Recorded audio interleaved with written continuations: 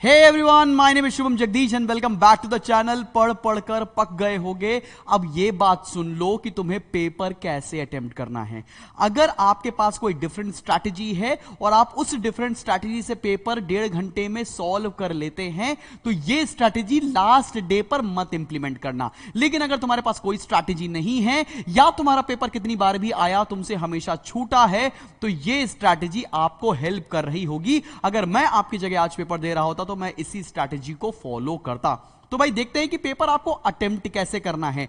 यार देख, आईएससी का अकाउंटेंसी का पेपर सबसे लेंदी पेपर है, बहुत टाइम टेकिंग है और समय बहुत कम है। अब 10 मिनट प्लस 90 मिनट मिलने वाले हैं आपको। 10 मिनट रीडिंग टाइम है जो काउंसिल आपको रीडिंग के लिए दे रहा होगा, लेकिन कोई बात नहीं है, तुम्हें रीडिंग टाइम के लिए मिलेगा। तुम्हें पता है तुम्हें किस लिए इस्तेमाल करना है, मैं वो कैमरे पर नहीं बोलूंगा। और दूसरा है 90 मिनट्स। अब मैं क्या करता पेपर में, मैं स्टार्टिंग के 10 मिनट में ना कोई एक क्वेश्चन तो निपटा देता, भले जितना भी कोई बोले कि लिखना मना है, कैलकुलेटर चलाना थोड़े ना मना है सर। कैलकुलेटर चलाओ, वैल्यूज निकालो। कौन सा ऐसा क्वेश्चन है जिसमें केवल वैल्यूज निकालनी होती है? वो होता है आपका कंपैरेटिव एंड कॉमन साइज का क्वेश्चन। तो भाई 10 मिनट के समय में 5 मिनट के अंदर मैं क्वेश्चन नंबर 9 सॉल्व कर देता। 5 मिनट के अंदर में क्वेश्चन नंबर 9 सॉल्व, 5 मिनट से ज्यादा लगेंगे भी नहीं और पेपर रीड करने की जरूरत भी नहीं है आपको। ये मैं अपना पर्सनल ओपिनियन बता रहा हूं, आपके स्कूल के टीचर्स कुछ और बताते होंगे। आई रेस्पेक्ट दैट ओपिनियन। कंटिन्यू करते हैं। बाकी के बचे हुए 5 मिनट में क्वेश्चन नंबर 7 की थ्योरी। अब ये थ्योरी ना बड़ी जल्दी हो जाती है, या तो एमसीक्यू होता है तो आपको टिक करना होता है, या एकदम एक सिंगल लाइन आंसर होता है। तो आपने पेपर शुरू भी नहीं हुआ and you are good to go with question number 7 and question number 9। ये मैं इसलिए बता रहा हूं क्योंकि मैं ये आपको बता रहा हूं कि आपको पेपर सेक्शन बी से स्टार्ट करना चाहिए अगर आपका कैश फ्लो मजबूत है, क्योंकि कैश फ्लो समय लेता है। कैश फ्लो अगर आपका मजबूत है, तुरंत समझ में आता है कि क्या होने वाला है, तो आप सेक्शन बी से स्टार्ट करोगे। लेकिन अगर ऐसा कोई बच्चा जिसको कैश फ्लो में बिल्कुल डब्बा गोल है, भाई बिल्कुल सेक्शन बी से स्टार्ट मत करना, सेक्शन ए से लाइन से करना शुरू कर देना। लेकिन अभी तक तुम्हारा कैश फ्लो मजबूत हो जाना चाहिए। ऑपरेटिंग, इन्वेस्टिंग, फाइनेंसिंग अलग अलग आएगा यार, एक साथ भी आ गया तो बड़ा सिंपल क्वेश्चन आने वाला है। खैर, बात समझ में आई। पेपर मिला, पेपर मिलते समय अगर सर ने बोला कि रीडिंग टाइम शुरू होता है, तुमको पेपर मिला, तुमने कैलकुलेटर चलाना शुरू कर दिया, फटाफट बगल में पेंसिल से हल्का हल्का लिख लिया, बाद में रब भी कर देंगे, क्या दिक्कत वाली बात है। लेकिन मैं ये बात बता नहीं रहा हूं आपको। Let me continue. स्टार्टिंग के 10 मिनट आपके 2 क्वेश्चन सॉर्टेड डन हो चुके होंगे और आपको 2 और 2 4 नंबर मिल गए होंगे। पेपर आया, अब तुम्हें क्या करना है, पेपर आते ही तुम्हें 2 ही क्वेश्चन अटेम्प्ट करने हैं, क्वेश्चन नंबर 8 और क्वेश्चन नंबर 10, जो कैश फ्लो के एक्सपेक्टेड क्वेश्चंस हैं। अब कैश फ्लो में इन्वेस्टिंग, फाइनेंसिंग, ऑपरेटिंग में से कुछ ना कुछ पूछ रहे होंगे। 5 नंबर के 2 क्वेश्चन होंगे। किसी भी 5 नंबर के क्वेश्चन में maximum time should be 12 minutes. 12 minute से 10 से 12 मिनट के अंदर आपका वो क्वेश्चन खत्म होना चाहिए। 10 से 12 मिनट में खत्म नहीं हो रहा है भाई साहब, जहां तक हो गया है छोड़ो और आगे बढ़ो, ठीक है। इससे ज्यादा टाइम आप अफोर्ड नहीं कर सकते हो। बाद में समय मिलेगा तो आके देख लेंगे। हां, अगर 12 से 13 मिनट लग रहा है, 14 मिनट लग रहा है, तो भी तुम अफोर्ड कर सकते हो, करना कोई दिक्कत वाली बात नहीं है, बशर्ते तुमने एक किक स्टार्ट ले ली हो। सेक्शन बी स्टार्ट करते समय क्वेश्चन नंबर 7 और 9 उसी रीडिंग टाइम में निपटा दिया हो। आगे बढ़ते हैं। फिर क्या करना है, अगर कैश फ्लो मजबूत है तो आप आएंगे सेक्शन बी पर। अब सेक्शन बी में वो क्वेश्चन सबसे पहले अटेम्प्ट करेंगे जो 5 नंबर के आते हैं। कोई चॉइस तो है नहीं हमारे पास, केवल 2 क्वेश्चन ही 5-5 नंबर के आने हैं। वो कौन से हैं भाई? एक तो है डिसोल्यूशन, जो कि क्वेश्चन नंबर 6 में एक्सपेक्टेड है आपको, और उसके बाद है क्वेश्चन नंबर 3, यहां पर आपका रिडेम्पशन ऑफ डिबेंचर्स एक्सपेक्टेड है। तो ये 5-5 नंबर के क्वेश्चन है जिसमें सीधा या तो रियलाइजेशन अकाउंट बनाने को आ रहा होगा, या कैपिटल अकाउंट बनाने को आ रहा होगा, या कोई जर्नल एंट्री पास करने को आ रही होगी।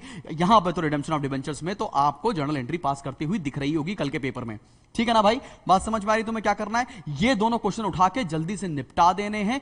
समय कितना लगाना है इसमें? मैक्सिमम 10 से 12 मिनट।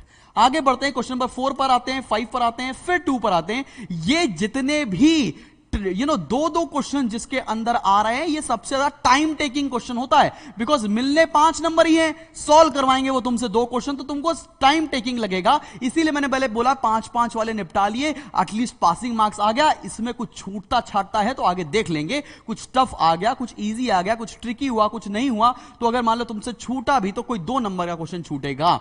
अब आगे बढ़ते हैं। क्वेश्चन नंबर 4 में 2+3 का कॉम्बिनेशन है, 5 में 2+3 का कॉम्बिनेशन है। तो ये 2 क्वेश्चन ऐसे होंगे जिसमें तुमको पार्ट्स मिल रहे होंगे, तो इनमें तुम 15 मिनट भी अफोर्ड कर सकते हो, कोई दिक्कत वाली बात नहीं है। अगर तुमने 5-5 नंबर वाले क्वेश्चन जो पूरे एक क्वेश्चन आ रहे हैं 10 मिनट से 12 मिनट में कर लिया, यहां पर 15 मिनट भी लग जाएगा तो भी तुम्हारे पास समय रहेगा, टेंशन लेने वाली बात नहीं है। आगे बढ़ते हैं क्वेश्चन नंबर 2। क्वेश्चन नंबर 2 भी थ्योरी आ रही होगी या कोई छोटा सा न्यूमेरिकल 1 नंबर का आएगा तो इसमें भी दिक्कत नहीं आएगी। दिक्कत कहां आती है सर?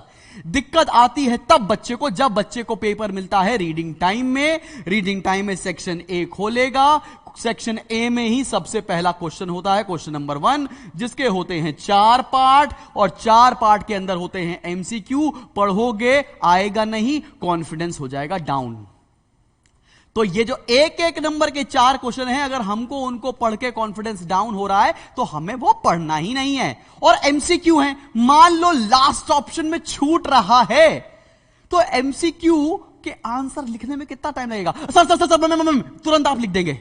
आप कैसे लिखेंगे? अगर क्वेश्चन नहीं पढ़ा है तो आपको पता है कैसे लिख लेंगे, अगर थोड़ा बहुत तो ठीक है, इट्स ओके, आई होप कोई दिक्कत वाली बात नहीं है। बात समझ में आ रही है? अगर मान लो ऐसा होता है तो, लेकिन वरना आपका क्वेश्चन नंबर 1 छूट भी गया तो 4 ही नंबर का तो छूटेगा, या नहीं भी छूटा तो आप पे कॉन्फिडेंस तो कम नहीं हो रहा है। थ्योरेटिकल क्वेश्चन है, ABCD ऑप्शन मार्क करके आ रहा होगा तो जल्दी कर लोगे। अगर आखिरी में तुम्हारे 3 मिनट 4 मिनट 5 मिनट भी बचते हैं तो फटाफट से आप वो क्वेश्चन कर लेंगे। लेकिन अगर आपका पेपर आया और पेपर आते ही तुमने क्वेश्चन नंबर 1 पढ़ा और तुमको थ्योरी नहीं आती क्योंकि ट्रिकी आएगा वहां पर, तुम्हारे पूरे पेपर का कॉन्फिडेंस श्रेड हो जाएगा। तो मैं बता रहा हूं तुम्हें करना क्या है, पेपर मिला, ढूंढा कहां है मेरा कंपैरेटिव कॉमन साइज, यहां छुपा बैठा है, ला मैं तुझे कंप्लीट कर लेता हूं। तुम्हें वो अप्रोच से करना है, पेपर पूरा पढ़ने की जरूरत नहीं है।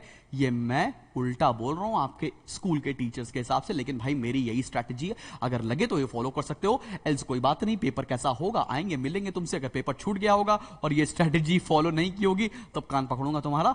कोशिश कर रहे हैं कि पेपर छूटे ना। अगर छूटने की बारी भी आती है तो क्वेश्चन नंबर 1 का 1-2 पार्ट छूटे, 1-2 नंबर का चलेगा, लेकिन उधर कहीं 5-5 नंबर का छूट गया तो हे भगवान धरती फट जाए और मैं इसी में समा जाऊं, ऐसा मत करना भाई। समझ में आ रहा है? Clear, sorted, chill. मिले कल। All the best, love you all.